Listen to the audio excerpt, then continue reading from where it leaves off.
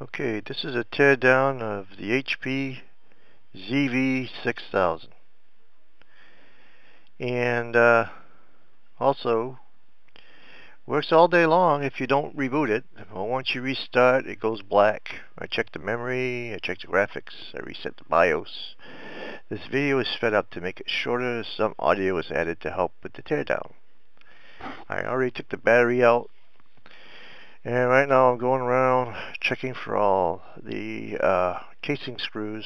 There's quite a few of them going around there. I think there's 15 casing screws all around. Like I said, this is sped up to make it a little faster because it was way too long before. But anyway, so I'm looking around to see if I got them all.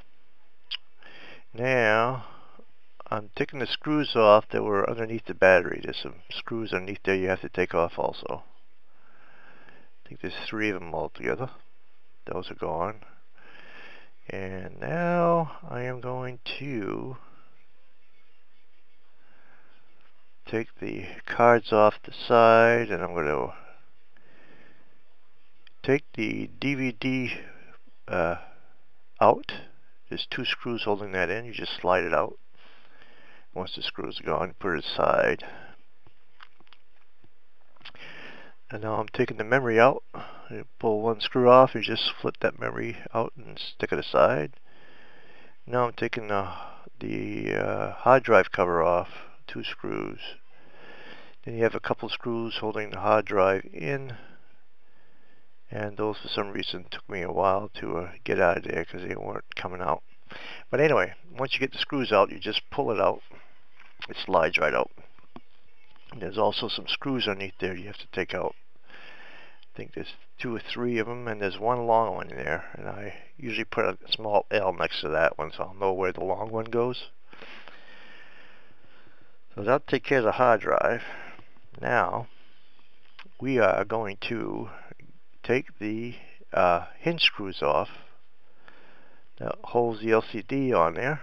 There's 2 on the outside and 2 on the inside. Right now I'm taking the outside hinges off, hinge screws off. 4 tiny screws, as you can see.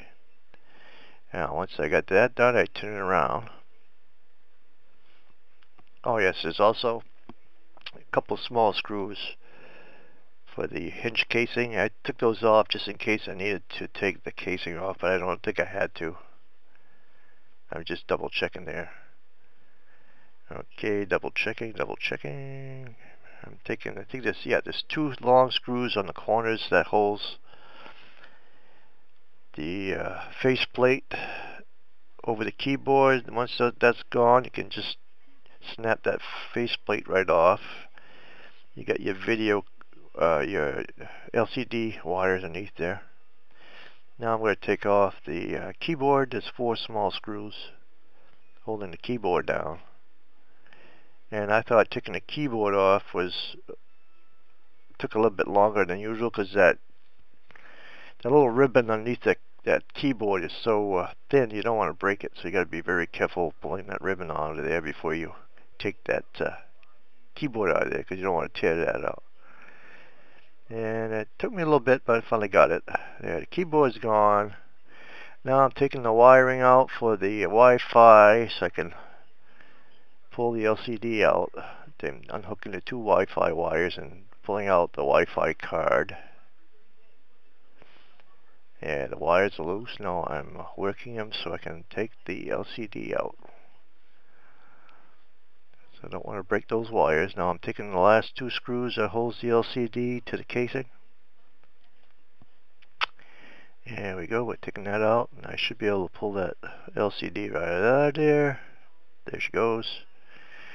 Now I'm going to take the Wi-Fi card out, and I'm also going to take the BIOS out of there because I want to reset that, do a hard reset on the BIOS.